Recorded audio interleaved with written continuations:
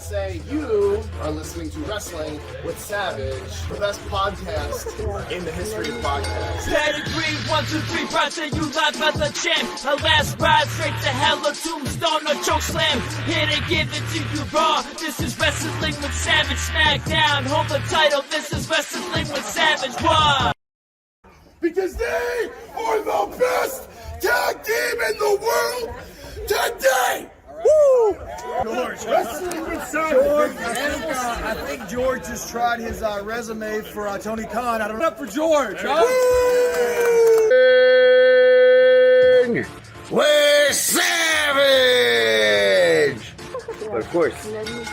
Pedigree, 1, 2, 3, proud to you live as a champ. A last ride straight to hell, a tombstone, a choke slam. Here to give it to you raw. This is Wrestling with Savage. Smackdown, hold the title. This is Wrestling with Savage. Why?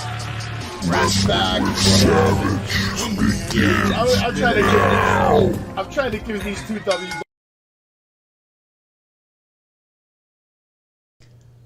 Welcome to Wrestling with Savage. We are live. We're here with Jay. What's going on, Jay? How you doing, bro? Welcome everybody to the best show that wrestling has ever provided for us. I kid you not. That is WWE, that is NXT, that is what we all watch tonight, and that is what we're talking about here live, baby, with Wrestling with Savage.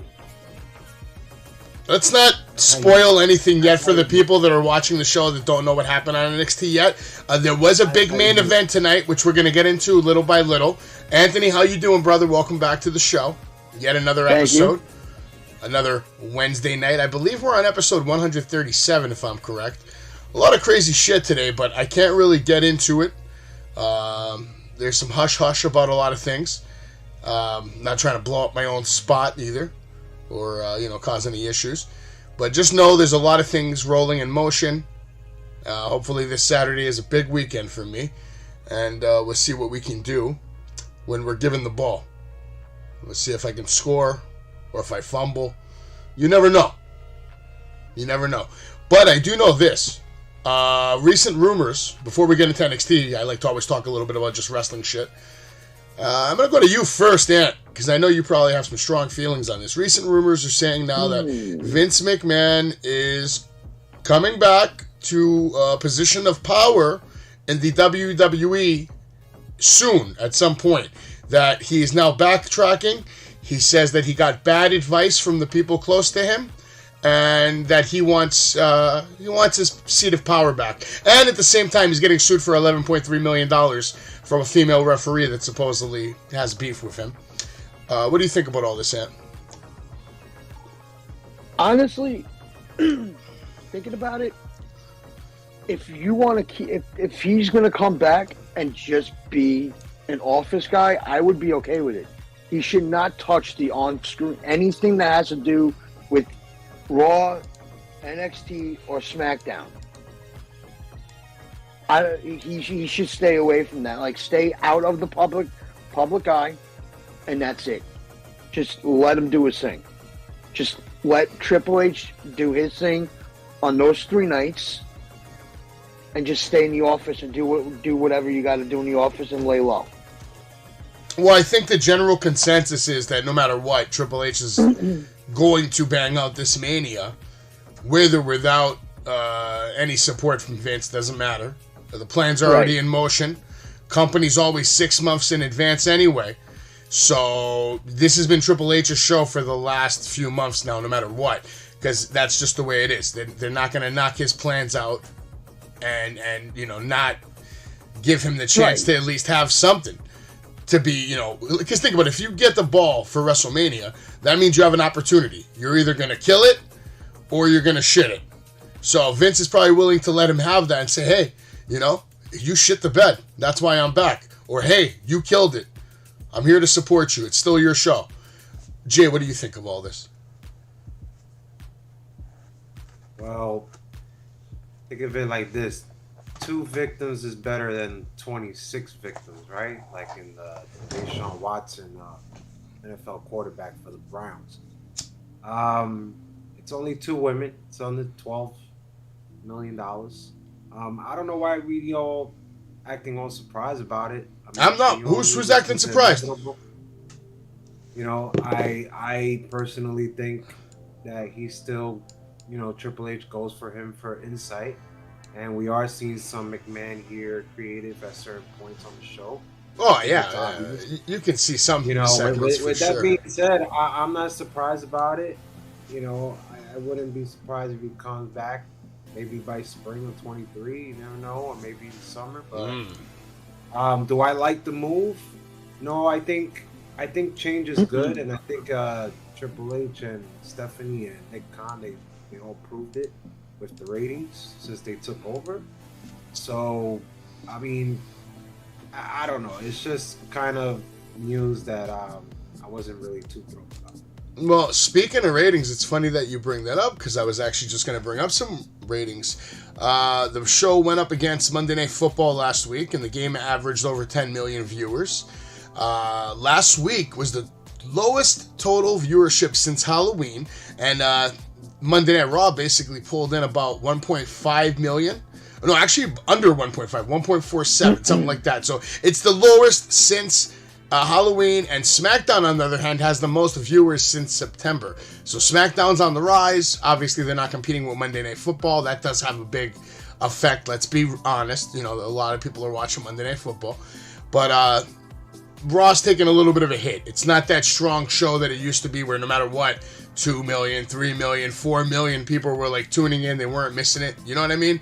It's just not that anymore. And I don't think that has anything to do with Triple H. I don't think the people that aren't watching it even know what's happening with the company. They probably still think Vince is running the fucking show. Yeah, that's what I think is going on because, I mean, the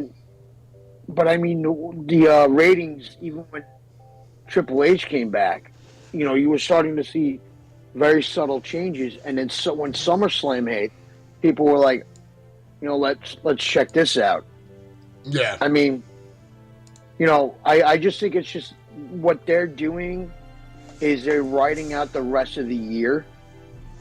You know, I'm not giving Triple H any excuses, but at the same time, you know, we have a week. No, man, I think there's a lot more factors than just that, though. I think just people are taking in their Raw differently. You know, some people aren't watching it; they're just reading up on it. Maybe watching shows like this. Maybe they're just watching highlights from the WWE YouTube channel. You know, different people taking content different ways, and nowadays there's just too much content to compete with in general. You're not going to have that overall grip on society anymore when everybody's watching like A, B, Z, and C, and D, and their shows and this and that. It's just they have to work on building a new fan base and building new fans who are going to fall in love with the content. They're always going to have their hardcores. We know that. Those are the 1.5 million people that are tuning in every fucking week. But besides them, you know, where are your new hardcore loyal fans? That takes time. You got to get new fans, get them hooked. And, you know, that takes good content. And we're going to have to figure out. But now, like, what's the demo for, like, the first and between the first and third hour? I don't really care about demos and this and that. I mean, what you mean, like demographics as far as like who's watching it age-wise? Well, it's fucking losers like us who are 38 years old, 40 years old, 45 years old, 60 years old. These guys, we're the loyals, the hardcores. You think the 10-year-olds are missing Raw? Mm-hmm. Yes, they are, because they're playing Fortnite. Yeah, I mean, Raw is not, obviously we all know, like, Raw is not going to be the same.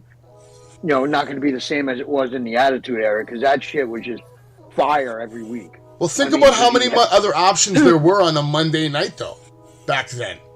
There weren't many. WCW. But I'm talking about, like, other content. Like, there weren't that many other good, like, incredible fucking, you know, suck your life kind of video games or movies. And that's the other thing. It's not just fucking movies or shows. People are playing video games. People are fucking on the computer. People are trying to make money. People are trading NFTs. Yeah. They're trading crypto. They're fucking on the Vive. They're on Binance, Finance, whatever the fuck.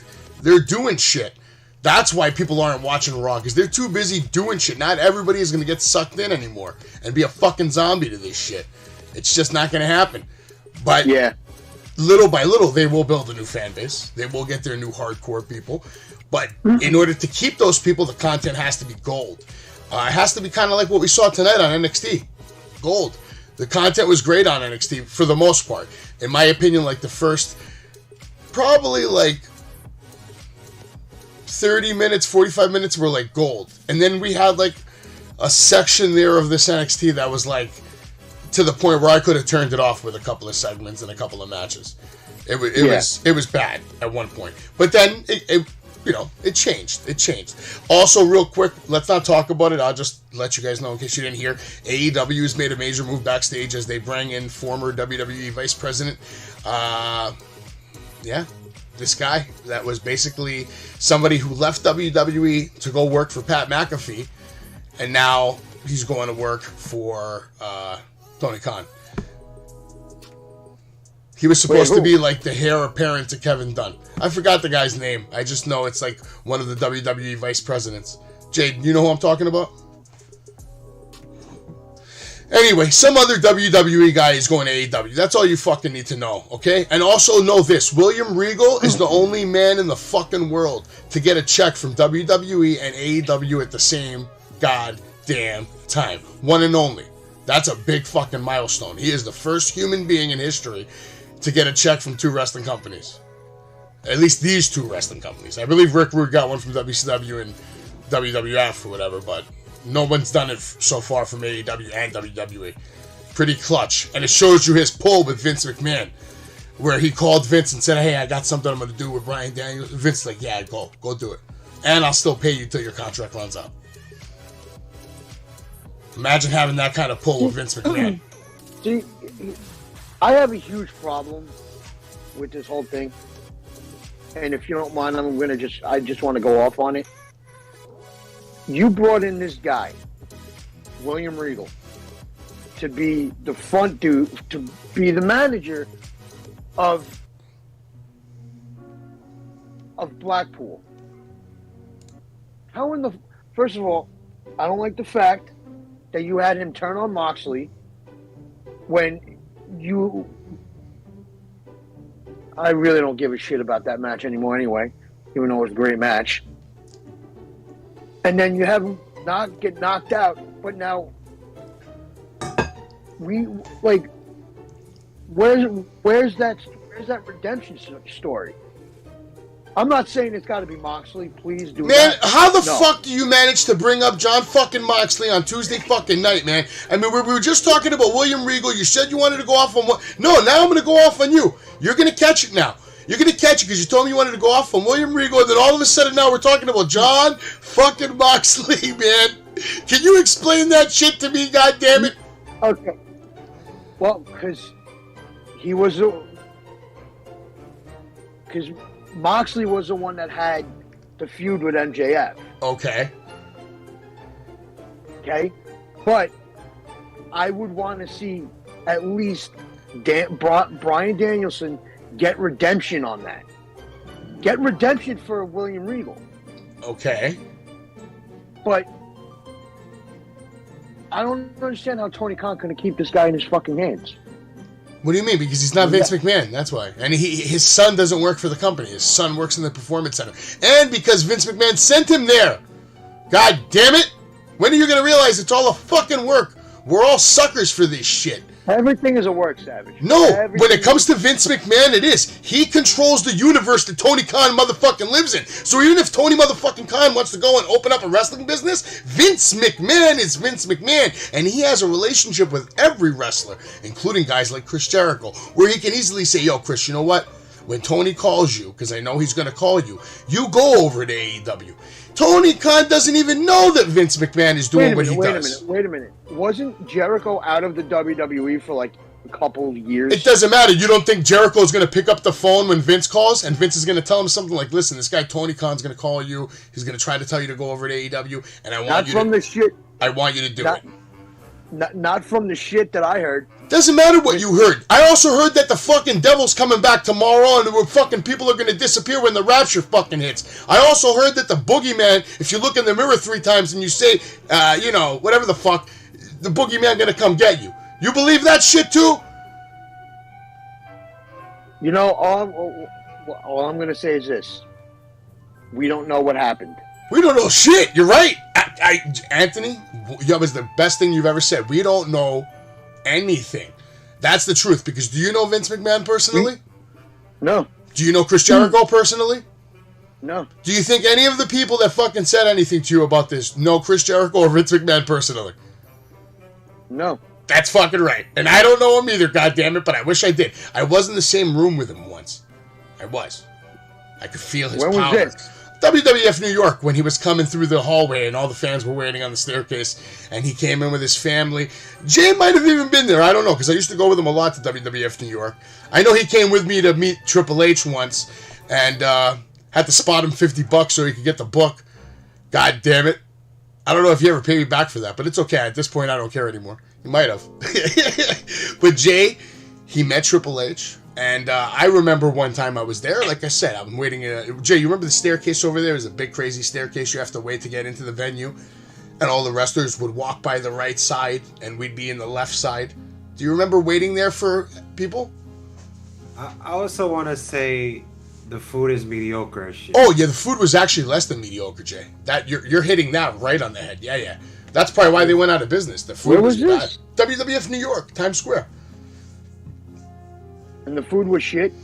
Well, it was okay maybe for the first... mediocre. It was okay for the first couple of weeks. And then, of course, as time goes on and the staff becomes complacent and the managers become complacent and no one's doing their job, they're not ordering fresh ingredients, and all of a sudden, the food goes from a B to a C and eventually into a D, to the point where Iron Sheik wouldn't even fucking eat there. When Iron Sheik won't eat there, he's like, I'll drink here, but I won't eat here. He told me that when he was wasted. I actually had a conversation with Iron Sheik for about 2 hours. He was absolutely wasted off his gourd. I happened to be in the dining room, and I saw him, and I asked him to sit down with us, and he did. He did. He sat down with us. Oh, that's awesome. It was open when I was young, too. I remember going there when I was like 14. Actually, Jay, we should do a whole show on WWF New York one day. I mean, I would like to hear about all your experiences there. I don't remember all the times you came with me. I know you came a few times. You had to have. In and out. In and out. That's where I bought my... Actually, I didn't buy it. My friends bought it for me. David, who happens to be on this show. Anthony, have you met David yet?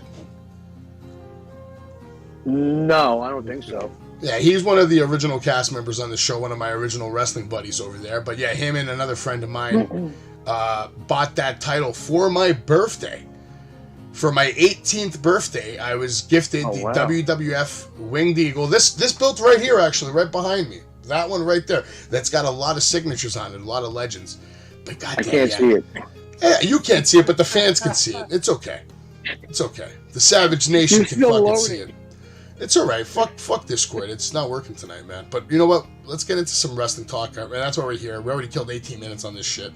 We should do an episode, though, on, like, our memories, Jay, from back in the day. Like, all of our early childhood experiences with professional wrestling. We can even talk about when we started our own wrestling league. We could talk about all the pay-per-views we saw, what were our favorite matches growing up. All that shit. We got to do that one day. And I'd love to hear some of Ant's childhood memories, too, about, what made him such a, hardcore wrestling fan. Because it's crazy. People look at us like we're nuts. You know that, Jay, right? Like, the second you tell them you're a wrestling fan, you're looked at different. You're fucking mocked. People will say, oh, it's fake. It's fake, right? Your favorite movie's fake. Your favorite show's fake, and your wife and family are probably fake, too. You piece of shit. The way I say it is like, okay, you watch, Law and Order, right? That show's fake. That's a show. That's what this is. That's Absolutely. What AEW is. That's what WWE is. It's character. They don't look at it that way. They look at it as classification in society. There's low class, mid class, high class, this class. So, the mid class people, whatever, they're in that ballpark. But like let me finish. The high class people, right, and the elites and the this and the that, very rare that they're wrestling fans. They're above it. They're above entertainment. They're above movies. They're above TV shows. And anybody that gets sucked into that world, whichever it is, they look at you differently. They don't look at you as like you have any class. They look at you as low class, even if you're mid class or high class. You know what I mean? Yeah, I don't know who said it to me, but somebody, I think it was my own aunt. She looks at me, she's like, you know that shit's fake, right? I'm like, okay, Kathy, get hit in the head with a steel chair. Then tell me it's fake. Don't even tell her that. Just say, why don't you go on top of the Hell in a Cell and let Undertaker throw you off, and then tell me if it's fake. That's what I'd fucking say. Right. All right. So God bless guys like Mick Foley and do all the bumps. But let's talk about NXT. It opens up with a video package of New Day defeating Pretty Deadly to become your new NXT Tag Team Champions of the World. Do you guys have any thoughts on this? Or you want to save it till when they come out later in the night? Let's save it till they come out later in the night. NXT opens up with a video package. Like I said, showing more Women's Iron Survivor Challenge. Zoe Starks, in my opinion, killed it. But Roxanne Perez ended up getting the win. Impressive win. She's the winner. Men's Iron Survivor. I saw this coming because Grayson Waller, to me, was the most logical choice. I wanted JD McDonough to win, but because he already fought Braun Breaker, I was like, yeah, he's probably going to end up fighting Grayson Waller. Because Grayson Waller's been killing it lately. He's getting all the segments. He's getting TV time. Waller effect. The fans genuinely hate this guy. I got nothing but praise for Waller, which we're going to be talking about him. Love him. We're going to be talking about him in like 1 fucking second. Also, they show us a video of Braun Breaker and Apollo Crews. And in my opinion, they put on the best possible match that they were capable of within like the rules of a main event with like a clean fashion win. And I got to give them credit. Because they were in the back and they were probably watching that Ring of Honor pay-per-view. And they were probably watching the Briscoes and the Dem Boys, and they're like, "Look what we have to compete with here." And and they're not allowed to go out there and replicate that, right? They're not allowed to just go out there and start busting each other open. There is going to be nothing like that. They got to go put on a clean wrestling match. For what it was, I thought they put on a very good match. Did you like that match, Jay? Which match are you referring to? Braun Breaker versus Apollo Crews. Well, it was just good at its best, but what did I tell you? You were right, yeah. Enough said. How about you, Anthony? Did you watch Deadline? Yeah, I watched it a little bit. I caught the last like couple matches, but I caught the Braun Breaker and Apollo match, and I love the match. They put on one hell of a show, those two. Yeah, I like the main event. I thought it delivered as far as like a clean match, what it should do. Basically, now Booker T's on commentary. He's telling us that he is on his game tonight. Now we have Roxanne Perez kicking off NXT. She's quickly interrupted by Grayson Waller and says, "Let me show him what a real superstar looks like. Your Iron Survivor is here." This was all great heel work. Roxanne was trying to get a word in, but Grayson Waller doing his absolute best to just ignore Perez from the stands. He's there next to the fans. Eventually, Perez screams and says, "You can now shut your mouth." Waller says, "Who said that?" Great line. Who said that? Who are you? Who said that? Who interrupted the Iron Survivor, which was an even better line. He followed it up with an even better line. Who interrupted the Iron Survivor? Perez, she says, "I did it. I did it before you, and I also did it from the number one spot, becoming the Iron Survivor." Roxanne Perez, you're Booker T's favorite wrestler. You were first because you had to go to bed first. You have a curfew, After I won, I was doing, what do you say? I was with the Stars doing shoey after shoey after shoey, which I guess that means the shots. Was he doing shots? Jay, do you know what shoey is? Do you speak Grayson Waller?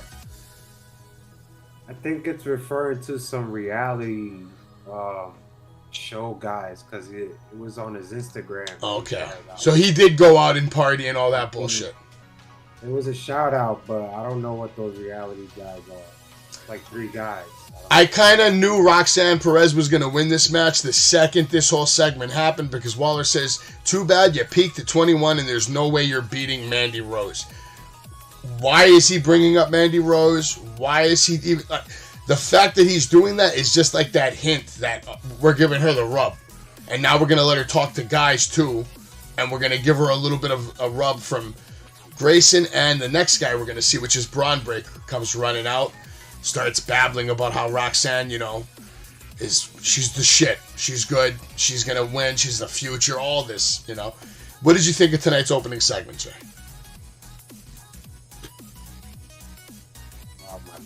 I got so much to say, but I'm gonna save it towards the end. I'm gonna try to make this as short and sweet as possible. This was great. We had two of the best superstars that had two of the best matches on NXT Deadline. Grayson Waller, Roxanne Perez. Whether you hate her or not, Savage or Anthony, you gotta give it. Roxanne Perez put one hell of a show in that woman's Iron match. She was impressive. Not only was she the MVP, the runner-up for that was Kiana James. I understand now why the jetpack is on Kiana James, because she impressed the shit out of me in that match. As for Grayson Waller, look at that. What a men's Iron Challenge match. I enjoyed every single of it. Grayson Waller did his 2 stunners in less than 20 seconds, and you have these guys opening the match. I thought it was what we needed. It was perfect. It started hot. Roxanne Perez doesn't need to do much because we all know every time she talks, what happens, Savage? Somebody cuts her off.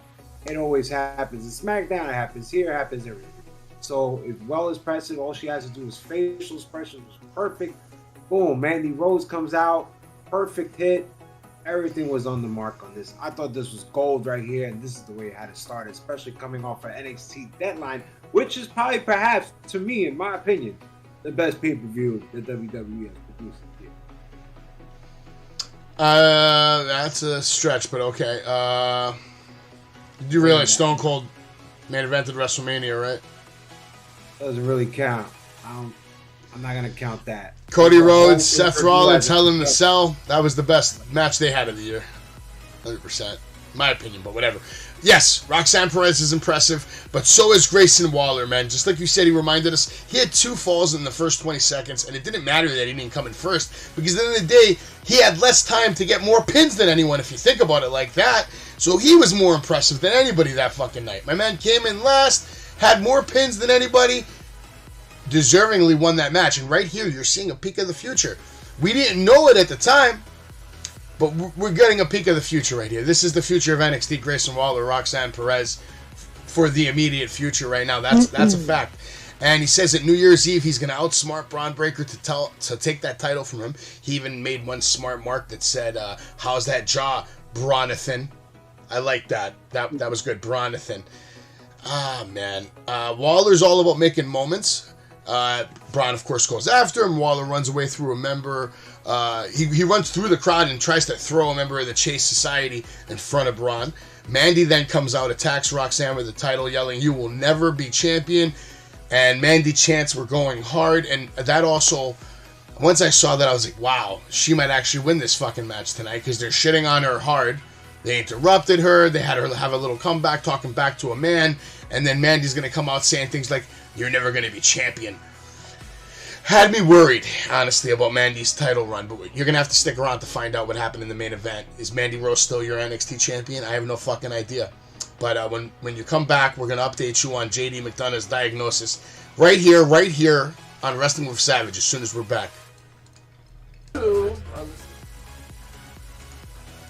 Well, ho, ho, ho, right, quick it's little, that time of the year, and if you want Santa's recommendation for what you should get your friends, the best gift that you can give anyone this year is this gorgeous, beautiful, custom Wrestling with Savage t-shirt, which you can pick up today. Just head on over to wrestlingwithsavage.com and we'll put your order in. You can get any color you want. Make sure you get your order in ASAP so Santa's little helpers can put it together for you and get it straight to your door for Christmas Eve.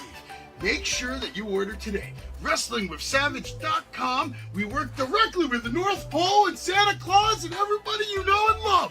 They will make no better gift than this. This is the best gift you can get anyone you know.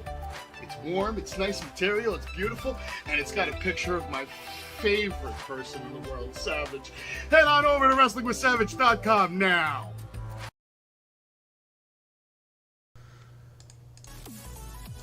All right, we're back right here on Wrestling with Savage. We're back yet again. Let's get into JD McDonough, who's been super impressive as soon as he's made his return. Not even return, I guess debut on regular NXT, right? He's only been from NXT UK. Very impressive from NXT UK, but I gotta say, Jay, watching him tonight in this segment with the Creed brothers, I don't know if you saw it, but when I saw this segment, and you look at the Creed brothers, and you look at JD McDonough looks like a WWE superstar, and the Creed brothers look like kids that just got out of high school from a real wrestling team they're not on WWE superstar level yet. They're just not compared to JD McDonough. His presence, his visuals, his expressions, his tone, his mannerisms, the way he talks, and he sounds so fucking smart. And then when you see him in the ring, my God, man, am I wrong about that one? At least, what do you think about that statement, Jay? I mean, he's a good all-around worker. I'm not gonna say he's the best, but he does what he needs to be doing. He needs to try to put people over. I just think he had the wrong person to do that with Brutus. I don't think that was the right dance partner to have this match. Well, we're going to get into that later, but basically, doctor's trying to give JD his diagnosis, but JD already knows exactly what's going on before the doctor can even say it. Julius was checking back into medical. Yet again, JD was kind of making fun of him. Roxanne is now back up. She's going to put up the integrity that this woman just got up by herself as she took a title shot to the back of the head. Go ahead. What does she do? Roxanne back up, and she doesn't want to wait till New Year's Evil. She wants to put, she asks Mandy to put the title on the line tonight. Mandy says, you want it, you got it, boom, we have a women's championship match for later tonight. And this was actually a great build-up. Good storytelling right off the jump, leading to a match right away. Same thing with JD McDonough. I liked it. I thought there was a lot of action right away. Then we get a match, Stacks versus Wesley. Lee with a nasty over-the-top rope bump. Barely hitting Stacks, taking the brunt of it on his upper back. Stacks very impressive tonight with a half crab doing his best to compromise Wesley's ability. Nice backbreaker by Stacks to put Lee right back down. The Don of NXT, of course, ringside, making a big difference in this match, yelling, you got to do something. And this was leading to a nice backdrop by Wesley. Both men trading shots now. Lee getting the absolute best of the exchange with a big shot to the face. Nice flying heel kick. And a huge combination with intensity and physical, he was really going hard. Wesley was hitting hard. All the shots looked good. It looked very physical, very strong. We get a nasty double flip kick to the top of Stack's head that looked so fucking legit. It looked like he could have killed somebody with that thing, actually. I'll give it to him. Stack sold it well, took it well. Lee picking up the 1, 2, 3. And, of course, Tony D'Angelo's very unhappy, which leads to Dijak now making his way to the ring. He distracts Wesley, lets Tony D get the cheap shot, nasty slam. Tony sucks chants start breaking out, which I know he was loving. Dijak, he tells Dijak, Tony D, I just did your job for you, you fucking bum. Tony D looking like an absolute boss out there. He has the look, the expression, and the absolute fucking swagger. What did you guys think of the match? And who do you think came on top of all this? Besides Wesley, because he did get the win. Nowadays you could win doing a double flip kick that doesn't hit you. You could tap out to a fucking spin. I don't know how many times, 10 times, 50. I've seen all the ridiculousness going on the past week about just how to defeat an opponent in wrestling. So I'm not surprised at how this match played out. Tony D was great on the outside. And you know what? I know you guys are going to hate this, but I love Dijak. Dijak coming out. Dijak looking tough. Dijak showing the facial expressions. I love that whole thing. You guys may not like it. You guys may be tired of it, but I am very interested in Dijak. That's all he has to do. Not talk, just come out, stare, done.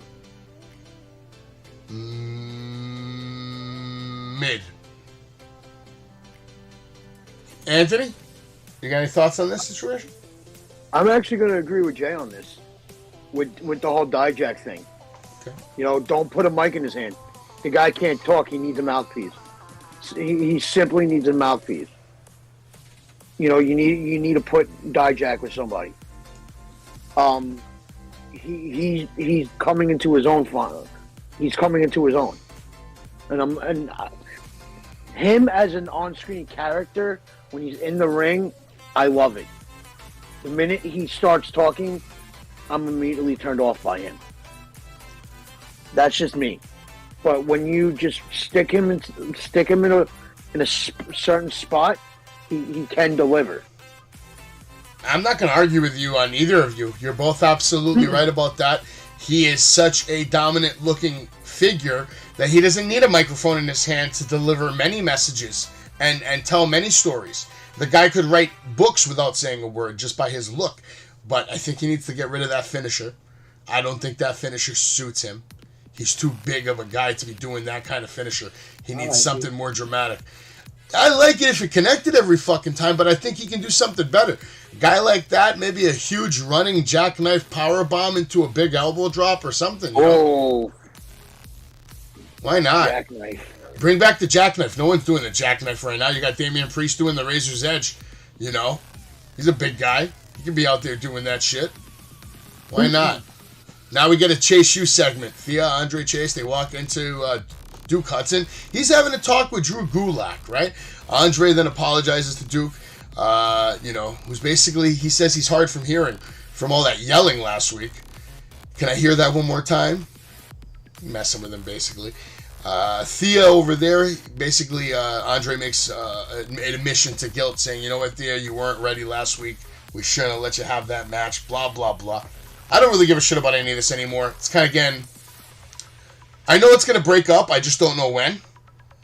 I don't know if it's going to break up completely or just Duke is going to leave. Or maybe Duke takes over Chase U, kicks out Andre Chase. There's a bunch of different ways they could go with this storyline. So I'll just ask real quick. And you first. How would you like them to see them go with this Chase U storyline? Do you want to see it last a lot longer or are you over it?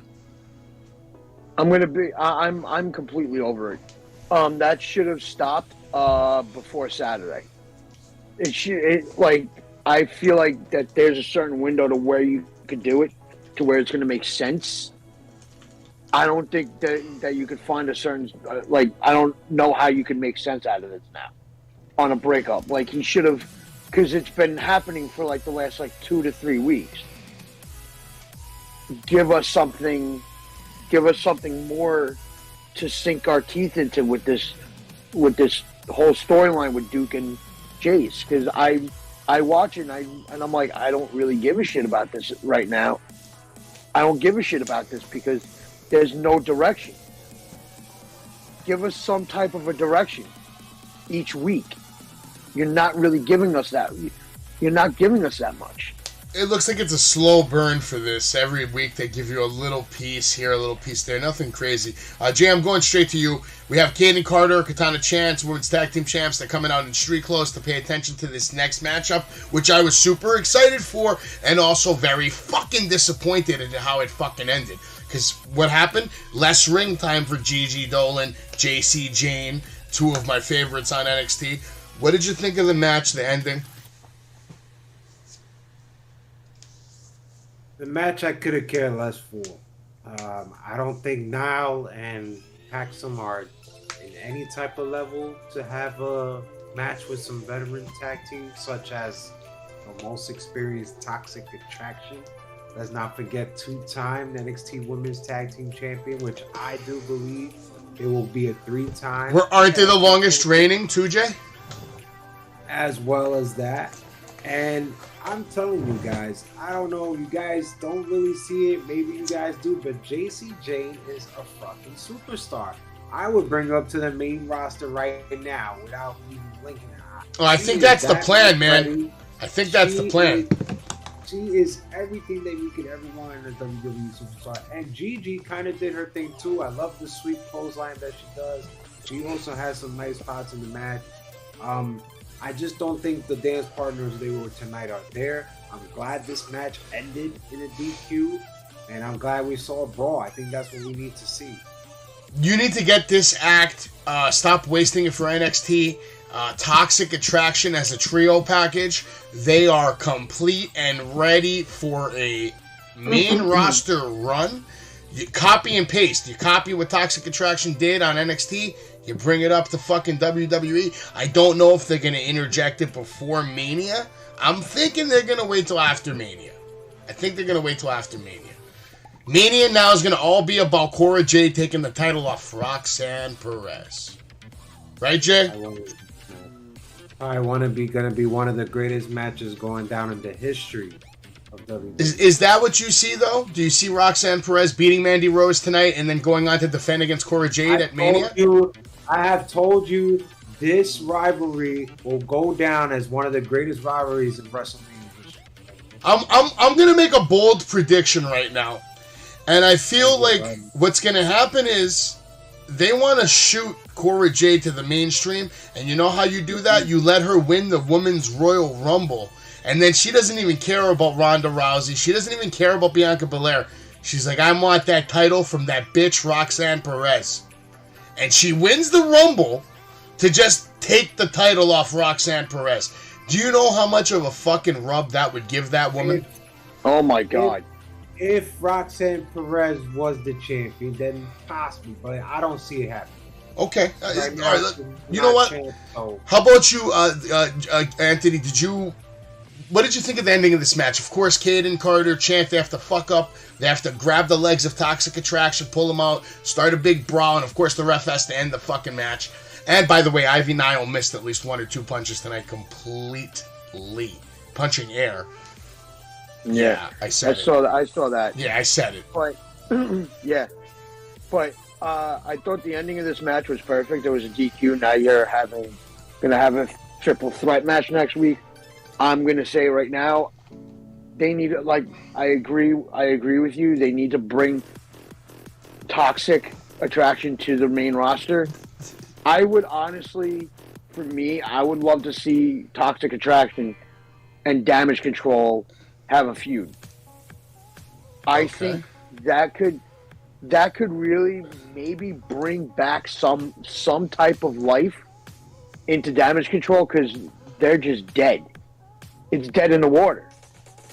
It's kind of like, all right, you guys did. They're not completely dead because they still got the gold for the tag team titles. So I mean, but I know what you're saying. Shit. They're like, to me, I look at them as 1 foot in the grave, about to get kicked in.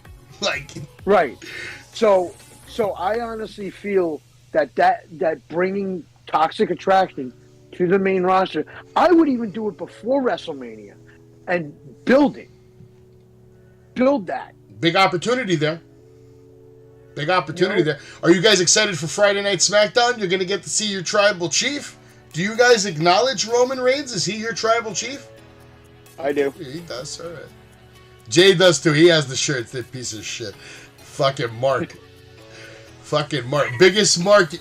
They should have named you Mark. You should legally change your name to Mark. You really should. You should be Mark Jose Manuel Cora.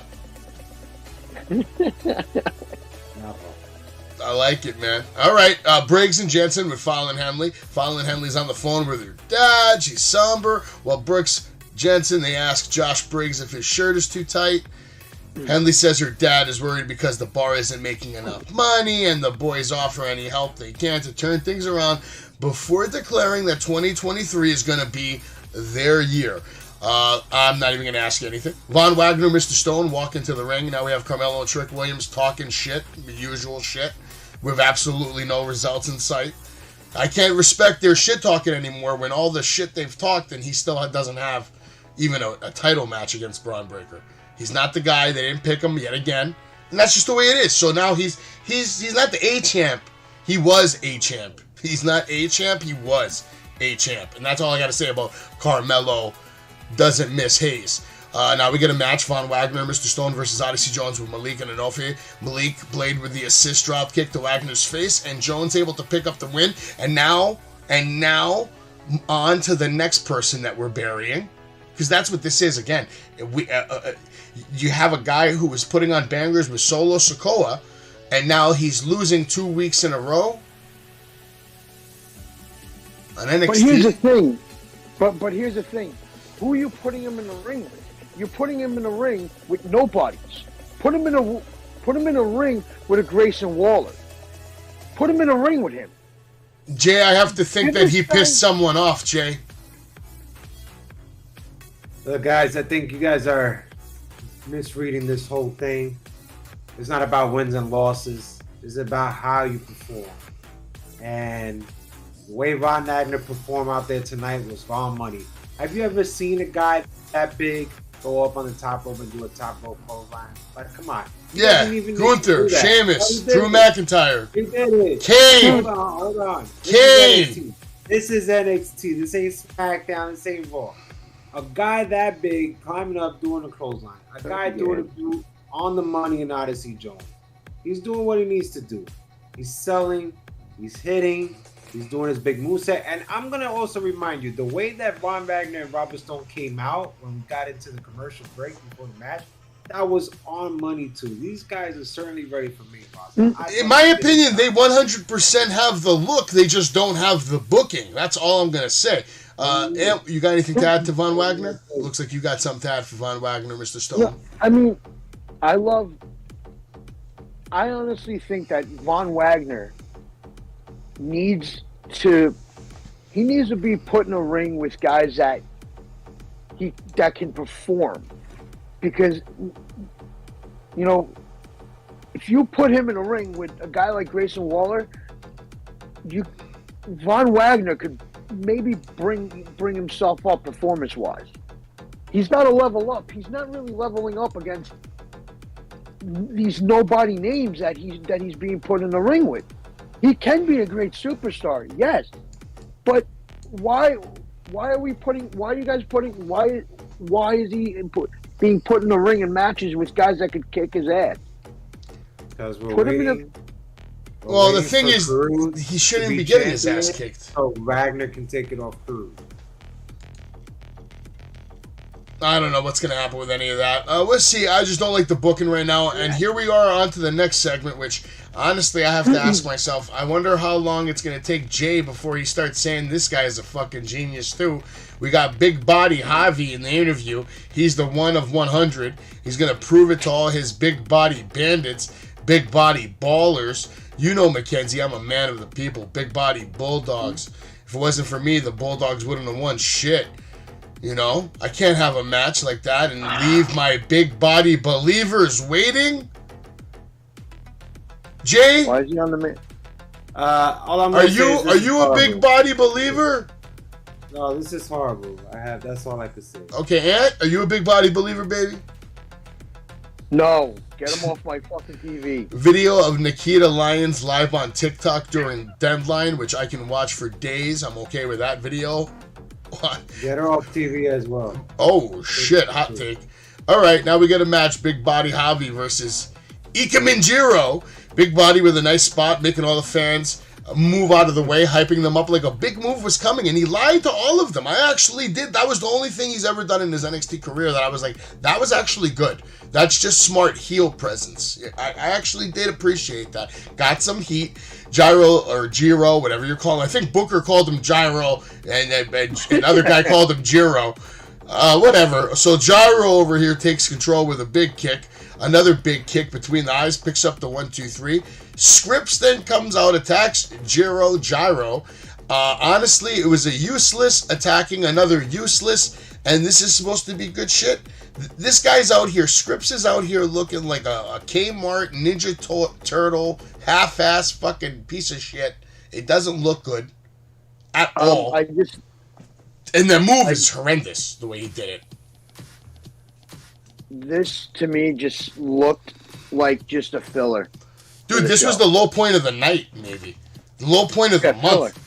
This match and that last interview, like, this shit just went from, like, because NXT started off hot. We had a lot of stars right away, a lot of action, a lot of, like, actual storylines getting created, progression with characters, character development, and just nonstop, you know, one right after another. The way they attacked Wesley, the way they had the brawl to lead into the next, like, it was good. And then we go to this.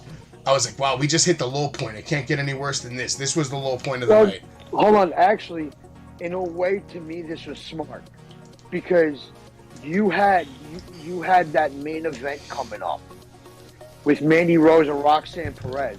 You wanted that crowd to have the energy for that.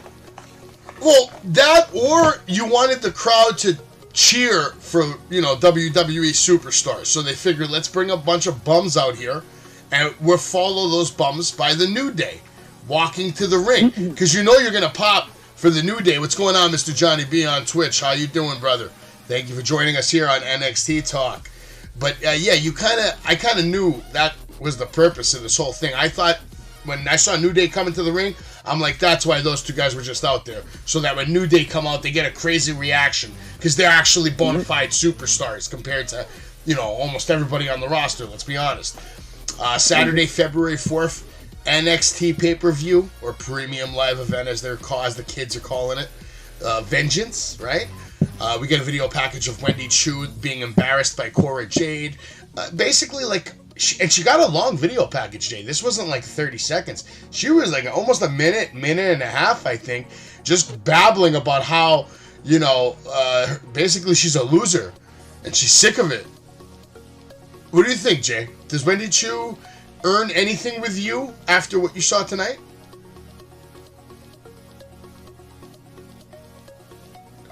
I think Jay's frozen. How about you, Ant? I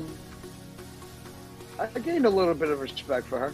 Okay. Because she's she's sick of being a loser. So who knows? Who knows what could happen with her now? Maybe this could be a character change for her. Maybe she could get out of this dumb gimmick that she's doing. That's a good point. Jay, did you froze up, so I didn't even get to hear what you said. Did this Wendy Chu segment do anything for you to change your opinion on her, perspective? Jay's completely muted. We can't even hear him. I'm pretty sure he's saying that she should be on the list. I think the frozen part and me being on mute was the best part while you guys talked about this. I'm going back to mute. I got you. All right, now the New Day, the new tag team champs of the world. He's asking his commentary partner, telling Booker T, get up, Book, get up right now. The New Day's here, get up. Booker T saying, don't ever touch me again. I thought that was actually great. Like, don't ever touch me again. I liked it. By the way, Triple Crown champs, the New Day are. Kofi Kingston also the first tag team and single triple crowner. First tag team and singles triple crowner. And he's also set the record for the most tag team titles, 15 times, which Booker T then goes on to say that's bullshit. I have 16. I love how Booker T, he's probably best friends with these guys, but he's doing a great job of just trying to shit on them. He's trying to build up Pretty Deadly. So I appreciate that. Like, in a way, Booker T is kind of like the new Jesse the Body Ventura right now. I can't believe I'm saying it, but because of his legendary status, he's able to say certain things that are gonna get over. The guy is not talented. He's very talented, and I think now we're finally starting to see him really get in the groove of things, building up a relationship with his commentary partner, and of course the roster of NXT. And obviously Booker T's got some pull. If you watch the whole show tonight, you'll know why. But let's go on with it, all right? Booker T, like I said, he said he was a 16-time champion, which is probably bullshit. Xavier Woods he actually had the first NXT match of all time against Big E. He never held NXT Gold, but look at your boys now. It's time to celebrate. Pretty Deadly now come out. They're like, no, boy. Stop this right now. Cease this nonsense immediately. You two have ruined everything. You ruined Christmas. You took our titles. We get a Santa chant for some guy in the crowd with a Santa hat. New Day brings up that England got kicked out of the World Cup.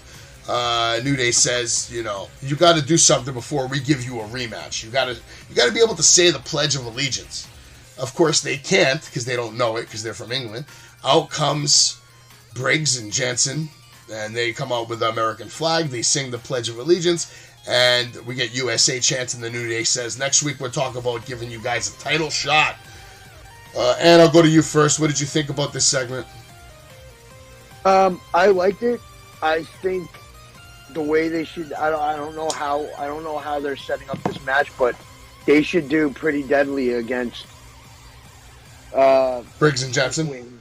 Yeah, for the number one contendership. For that, to see who gets it at New Year's Evil. Okay. Jay, same question. What did you think about the segment? And real quick, do you think the New Day are about to go on a historic tag team run? Jesus Christ. My whole system's about to crash and lag just because we're talking more and more about this New Day crap. I hated every single bit of it.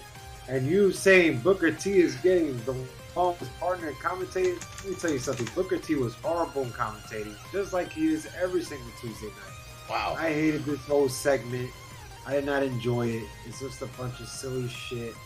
It's just a bunch of filler till we get to New Year's Evil versus Pretty Death. All right, so you think New Day's losing the titles at that pay-per-view? It must. It's a must. Okay. All right. We get a picture of Mandy Rose warming up in the back. She's stretching, getting ready for her big match coming up later tonight. We have Elektra talking all kinds of crazy shit about Indy Hartwell, who then attacks her, and the ladies have to break it up. I don't know who any of these ladies are. It looks like they could be a cast of the whole train from Monday Night Raw 1999. I don't know. But, yeah, it is what it is. Love it. Right? Am I wrong? Am I wrong? No. I don't think so, man. Either that or it's like bootleg baddies from Jade Cargill's party. I don't know. Whatever. We got a match now. JD McDonough. Make the cut. I don't know if you guys agree with this, but to me, this was the match of the night, actually. And it was only because of one man, JD McDonough versus Julius Creed. Brutus was in control early with some really shitty shots to JD, who then turns around and gets Brutus out of the ring. We get a beautiful, nasty drop kick to the back of Brutus, and you have to appreciate that drop kick because JD McDonough took a hell of a bump to make that drop kick fucking possible. You have to really respect the level of effort it takes to take a bump like that just to make yourself look good by kicking this guy in the back. Meanwhile, you're taking a 6-foot bump to the ground on the outside. Nasty. And then getting up like nothing happened, just eating the bump. You know that shit hurt. You know that shit probably knocked the air out of him. But he's such a pro.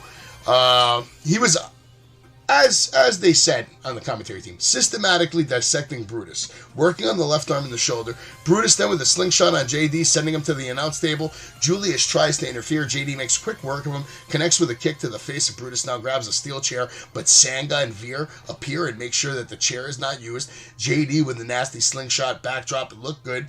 Back in the ring. Now the same move. That slingshot backdrop. It's the best. I'm going to say it on record right now. That is the best backdrop in the business today. It is the best looking backdrop in the business today. The way he yanks that arm and just bang, bro. The way he's doing it right now, it's doing it for me, Jay. I love it, man. I love how he did that move twice and put down Brutus, man. Got the clean pin, 1, 2, 3. Absolutely shitting on him. Now Sanga and Veer Mahan, they may want the Creed brothers at 100%, but there's no way you're 100%, mentally at least, after taking that kind of loss. There's no way. Brutus is done right now. In his mind, he's going home like, damn, man, they just had me lose clean to JD. They shitted on me. Jay, I'm going to you first. What's your take on all this?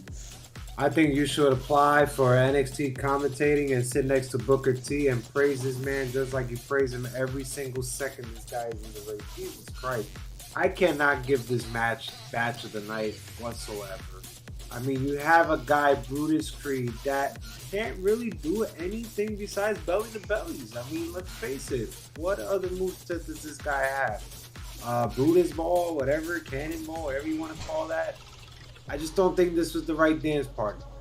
You know, you could sell your ass off. You could do all these crazy bumps like you say JD took. You just can't sell me on this match. It's just not for me. It's not. Anthony, what did you think of the match? JD McDonough's fucking impressive. I will say that. Okay. But I want to know when the fuck are we going to stop with Brutus and this JD McDonough thing, and then the the Mahan brothers or whatever the hell they're calling them. Like, when are we going to get this match? Jay, this has to stop. Jay, I only said it was the match of the night for me because of the way JD McDonough won so impressively. He looked dominant against a bigger superstar. And you're not competing against much. Think about this. The match was definitely better than Stacks versus Wesley. It was definitely better than that tag team shit show that ended in a DQ that wasn't even a real fucking match. It was 100% better than Von Wagner versus Odyssey Jones. It was 100% better than Big Body Javi versus Ika Minjiro. There's only one other match in here that I can understand you saying that it's not, but we're not there yet. I get you if that's your match of the night. I understand. Oh, we're getting there. We're getting there. People want to know what happened. I'm already there. We're already there. No, not really. We still got the Zoe Stark interview, basically saying, Lyons wants to talk about TikTok, man. You're really asking me about someone else's TikTok? This is my interview time, man. She can't hang with me. She is a waste of roster space. Get her in my ring, and I'll bring the talent. That was a great line. This was a great interview for Zoe Starks. Very impressive, in my opinion, future big-time superstar in the WWE, not just NXT, WWE. She is a future star. She will be one of the most dominant competitors you're going to see in WWE, let's say in 3-4 years. I think so. In my opinion. Unless she gets hurt again, which, knock on wood, I don't want that for her or anybody else. We don't need any more injuries in pro wrestling. Let's be honest. Now it's time to earn a new feather.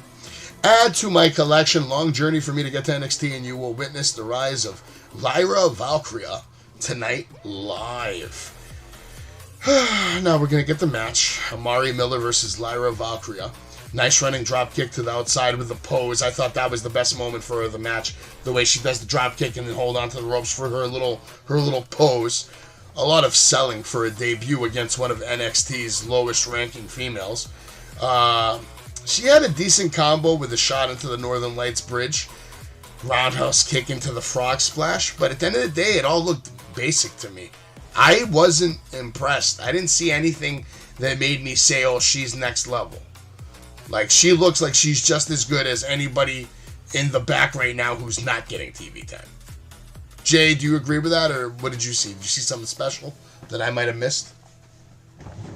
It is probably right there with Chris being probably one of the worst debuts. I mean, I was expecting Star coming out with a storm over the fucking head to do some crazy shit, and I didn't see it. I just saw some crazy botches. I saw a roundhouse kick that never even hit Miller. I thought her finish with all that build-up that they did for the past month, fucking kidding me, at the fucking frog splash, that was probably the biggest lowest point for her debut. I think that's just a wrong finisher for this type of. Anthony, how about you? What did her debut do for you? Nothing. Okay. To be honest, I'm not going to argue with you. It did nothing for you. Kiana James, though, what did she do for you, man? In my opinion, she's given Jensen a nice shirt, basically telling him, it's an early Christmas gift. If you're going to be champ, you need to look like one. Kiana working it well, absolutely killing it. Like Jay said earlier, she killed it at the Iron Survivor Challenge. She has a rocket ship attached to her back, and I like how she's using the men to play with Fallon Henley. She's going to end up owning that fucking bar and end up owning NXT next year. I don't know if you agree with that, but I love her. I think she's great. I think she has a bright future. I actually like that segment. I thought that segment was great. She performed well in that one. It was quick and sweet, right to the point. I actually was impressed with Axiom tonight. In the interview. Mackenzie's going on to tell him everyone says you stole the show.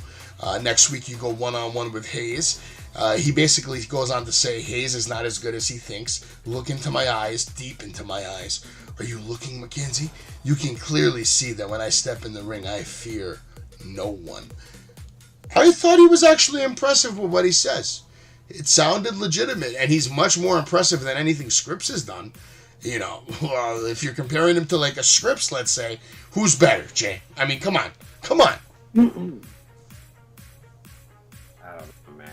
You really? Why don't you like Axiom? Can you just break that down for me? Anthony, do you like Axiom? Yeah. I can't. So why doesn't Jay like him? Why do you think Jay doesn't like Axiom? What are the reasons here that are valid. The guy's been putting on bangers. He doesn't like high flyers. He put on bangers with Nathan Frazier. He put on a banger with JD McDonough. Bangers, Jay. Oh my God, that match was awesome. Bangers. Oh my God. Jay, why are you a mark for the basics and not a mark for the super talented? Action was a mark for himself. He's wearing a mask. His name was A-Kid, not fucking Axiom. Axiom is a kind of cool name. It's not bad. It's growing on me. It's definitely better than Scripps. A-Kid was a cool name too. Could have used that. Can we just take the mask? Can I ask a quick question? And Ann, I'll get your answer first. Do you think NXT should bring back the Cruiserweight title? Yeah. Jay? No. No. Okay. I think they should too. I would like to see a Cruiserweight title. I guess I've always felt like the North American Championship is kind of like the Cruiserweight title, but they don't. Big guys win it, so there's no Cruiserweights. Well, because here's the thing. I feel like if you have a Cruiserweight division and then bringing back that Cruiserweight title, you could give your roster more depth, I think. Well, yeah, and you can give some shine to some of your roster because let's be honest, a lot of these guys are tiny. That's why they combined the belts, the Cruiserweight and the North American. So it's just one belt now. Okay, all right, that's fair. I'm okay with that then. Now we get a big scene. There's a fight between Ivy Nile, Paxton Carter, Chance, Gigi Dolan, and JC Jane. Whoop-de-fucking-do. Brawl breaks out. They have to break it up. Now we get into the next match of the night, which this was another surpriser for me, and I wasn't that impressed. We have Duke Hudson versus Damon Kemp. Kemp with a nice backbreaker out of the corner, showing us a very aggressive physical side. And I guess he was doing this because he knew what was coming. We get a nice shot to the back to set it up. Duke with a ton of shitty shots. Kemp shuts it down with a great gut-wrench suplex into a headlock. Duke then begins to Hulk up. Sidewalk slam. We get a weak-ass clothesline. A nice over-the-head belly-to-belly suplex. And then we get the chase you elbow to the head. Duke with the big boot. Before he did the big boot, he actually did the sweet chin, tuning up the band. Like, Jesus Christ. So this guy's hulking up, tuning up the band, big boot, 1, 2, 3. What's next, Jay? Is he going to start doing the Ric Flair? Is he going to start doing the people's elbow? Like, he's probably going to start hanging out with Riddle and probably have a failed drug test. I don't know what it is because this guy is just stealing movesets just like the other guy. I just can't stand it. I don't get it, and I think it's horrible. I think it needs to stop immediately. He might be doing it just because of this gimmick, and he probably knows this gimmick is coming to an end. He's doing it to save his job. Yeah, they're probably telling him to do it maybe. Chase U celebrating. We see Roxanne Perez. They're making their way to the ring for the main event, and we're here where it's time. It's time. It's time for the main event. Roxanne Perez versus Mandy Rose for the NXT Women's World Championship. And I'm not going to sugarcoat it, and I'm not going to read you 15 paragraphs, man. This shit was simple and sweet. Perez with the Pop Rocks defeats Mandy Rose. She is your goddamn new NXT Women's Championship. And an absolute shocker on a Tuesday night. I can't remember the last time we've seen a World Championship on NXT change hands on a Tuesday night. I can't remember, Jay. Do you remember the last time we've seen it on a Tuesday night? Or a Wednesday night? It used to be on Wednesday back in the day. I actually do remember. I remember Tell me. winning the NXT Championship against Aleister Black. Who? Ciampa. Okay. So that was a while ago, though. That was like, what, 4 years? Aleister Black. How many years ago was that? 3, 4? Easy. It was when he had his first heel run. He turned heel. So, but bottom line is it's been over 3 years since we've seen something like this on TV. Absolutely crazy. Anthony, I'm going to go to you first because we know Jay is going to have a lot to say about this. So we'll go to you first, Ant, and then Jay can send us home strong. It's all right. You could say you like Roxanne Perez. Match of the night for me. Match of the night. Fuck yeah! Roxanne looked impressive. I honestly, when I heard that they were going to do this match tonight, I was like, this is bullshit because they're going to just set it up for Mandy Rose to win, and then there goes Roxanne's title shot. I honestly felt that. And then when I was so surprised when I saw Roxanne Perez get the pin. I thought, but she looked good in the ring tonight against Mandy. Mandy looked fine as hell. She is just hot. God, I love her. They both looked really good in that ring tonight. Like, move-wise, everything. I can't believe that they put the belt on her, on Roxanne. Not in a bad way. I honestly, like I said, I honestly thought that she was going to lose. They were just setting her up to lose. Yeah, it was crazy to see that shit on the Tuesday night. I wasn't expecting it. I thought Cora Jade was going to make an appearance. Obviously, that never happened. I wouldn't have minded if Cora Jade tried to screw her and then maybe Roxanne overcame the odds. I thought that would have given her an extra little rub, you know, and then more heat with her and Cora Jade going on into the future, because we know where that's headed, where this is headed. So give it to me, Jay. It's all you now, Cora Jade, Roxanne Perez, Mandy Rose. What did you think of the match? You, sir, are going to owe me apologies. You're going to owe my fans apology, my sources, my boys, everybody out there. You owe us an apology. I have told you from the beginning of the show when this woman made her debut, this woman has it all. She's going to be the #1 babyface. She is the pillar of NXT 2.0. I have told you this. I have told you her partner in crime is Cora Jade, and Cora Jade, without a doubt, even though she lost the NXT deadline, she was very impressive as well in that match.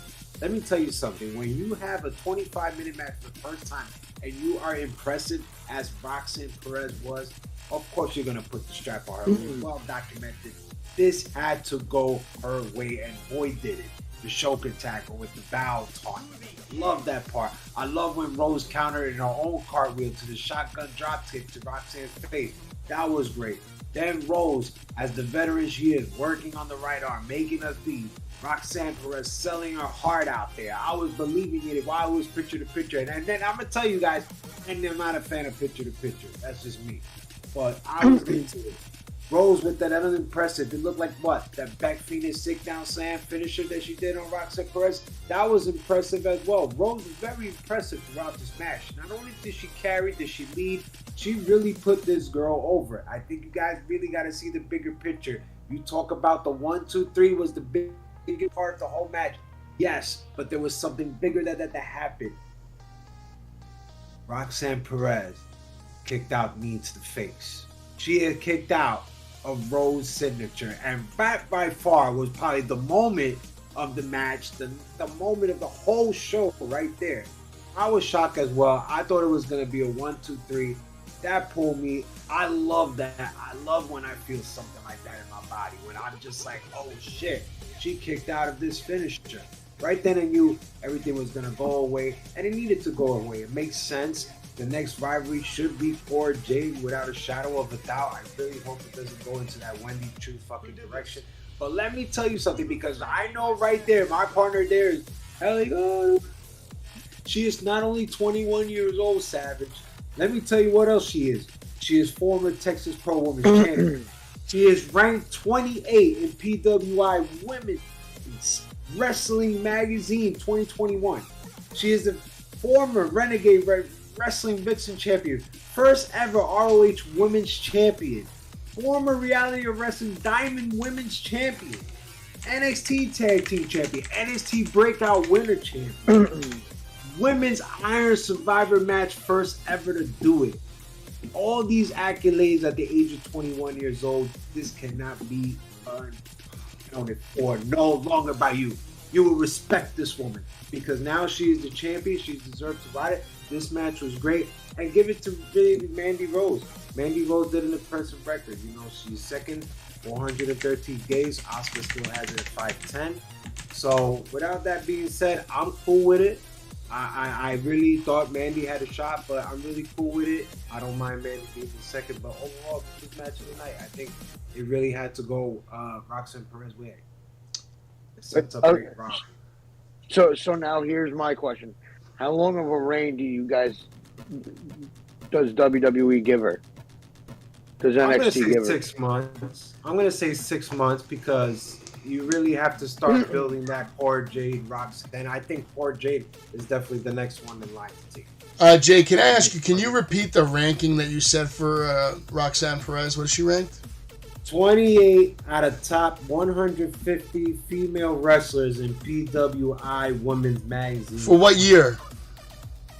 2021, not this past. Yeah, okay, that's great. Well, in 2022, I don't even see her on the fucking list. Well, when I get it, I'll let you know. But right now, I'm looking at the 2022 list. She's not on the main roster, and she's already ranked. I'll tell you who is on the list for 2022 though. Cora Jade at 80-3. And to just make my point, do you know who's number fucking 10 on this year's list? No, why didn't you tell us? The person who made their debut tonight on NXT, Taya Valkyrie. So after seeing her debut tonight and seeing her ranking here, I have to really think that they don't know what the fuck they're talking about for these fucking rankings. So kiss my ass with your ranking. Here's what I gotta say about Cora Jade. Hold on, I let you talk for minutes, right? Give me 2 minutes. 2 minutes and then you can rebuttal. Here's the fact. I don't need it. Cora Jade is a pillar, but you know what she is? She is a pillar underneath actually, I'm sorry, excuse me. Roxanne Perez is a pillar, but she's a pillar underneath the plate that Cora Jade will be standing on, because at the end of the day, if they would have picked Cora Jade to win the title first, then Roxanne's the bigger star, because then Roxanne would be getting put over by Cora Jade. But no, Cora Jade is going to get put over by Roxanne Perez. Now, Roxanne Perez tonight, she was impressive. I didn't see any botches. I was shocked when she kicked out. She earned a lot of my respect tonight. I'll give you that. I just don't think she's a bigger star than Cora Jade. Not yet. Not in my eyes. But we're going to find out. I think they have a big possibility to go on to have one of the greatest feuds in the history of women's wrestling leading into the main roster.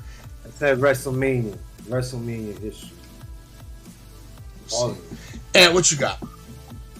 I honestly, for me, I would love to see this. I would love for the first time ever in WWE history, and I think I mentioned this before, but I would love to see Cora Jade and Roxanne Perez go at a WrestleMania. Put them on the main card. Because that's going to be a main match. And then I think after that, just, no more brand split. Kind of, like let the women in NXT or let the roster in NXT come up to WWE, to the main roster, to give us kind of like more of a flavor. Give us something different every week. You mean like the whole roster? The main roster and the NXT roster. Don't do the brand split anymore with the main roster and NXT. No. I don't agree with that. I don't do the brand split between SmackDown and Raw. That I agree with. NXT, you can have a couple of select few, like maybe your champions. That's what I mean. Your champions, yes, okay. Like that's what I'm saying. Like, I want to see more WWE main roster guys go down to NXT. And here and there, kind of bring NXT stars to the main roster to give them a taste of what it's like to be up there and see if they can do it. I'm not opposed to that idea. We've already kind of done that, but it wouldn't be a bad idea if they made a segment. Raw's 3 hours long, so you can definitely dedicate one match to like highlight an NXT superstar. Get me a Grayson Waller match on there. Get me a Braun Breaker match on there. Get me a Wes Lee match on there. Something like that. Cora Jade, Roxanne Perez, whatever the fuck. Anyway, by the way, this year, Jay, they ranked Roxanne Perez 36, and then Cora Jade's 86. So obviously they agree with you.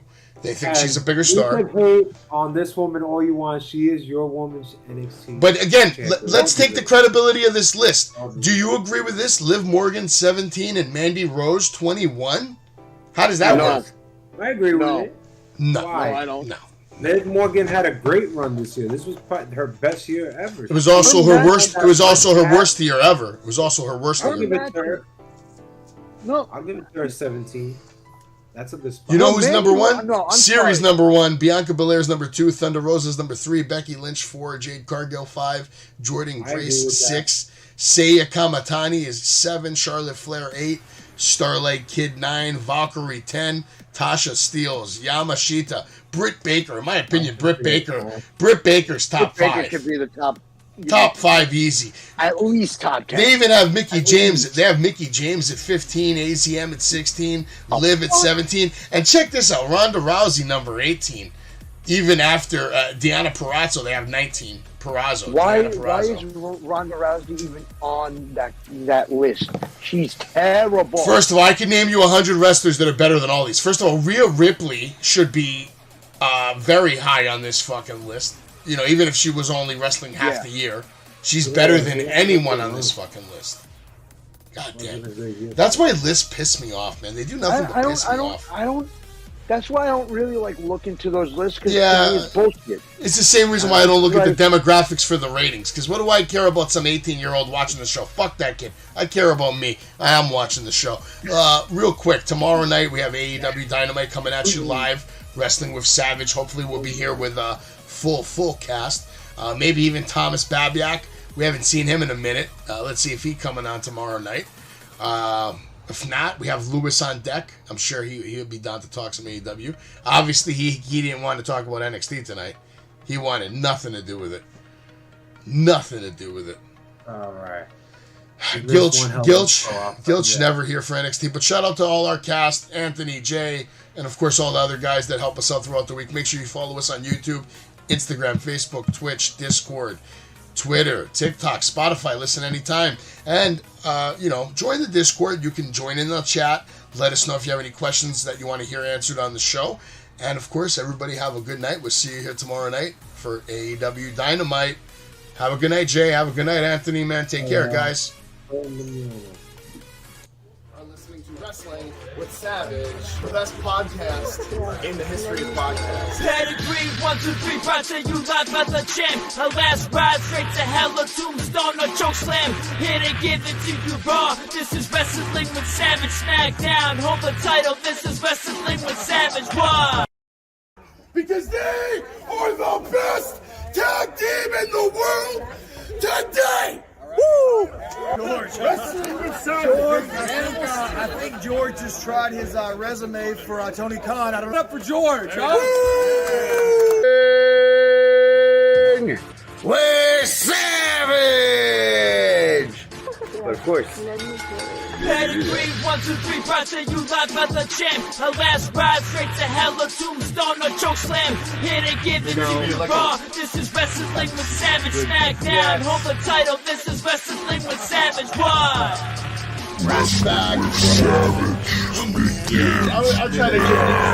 I'm trying to give these two W's.